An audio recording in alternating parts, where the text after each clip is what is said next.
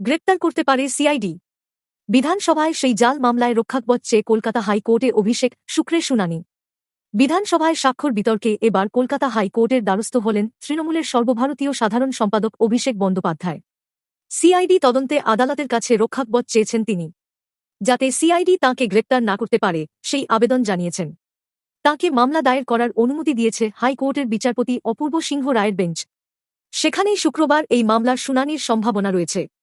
শোভনদেব চট্টোপাধ্যায়কে বিরোধী দলনেতা নির্বাচিত করে বিধানসভায় তৃণমূলের পরিষদীয় দলের তরফে যে চিঠি দেওয়া হয়েছিল তাতে কয়েকজন বিধায়কের সইতে অসঙ্গতি পাওয়া গিয়েছে বলে অভিযোগ।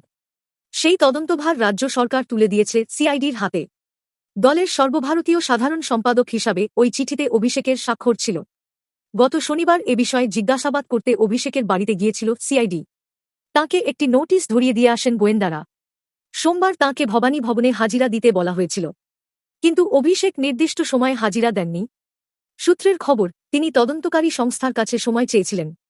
তারপর বুধবার তিনি আদালতের দ্বারস্থ হলেন। সূত্রের খবর, সিআইডির নোটিশকে চ্যালেঞ্জ করে আদালতে মামলা করেছেন অভিষেক। রক্ষাকবচের আবেদন জানিয়েছেন।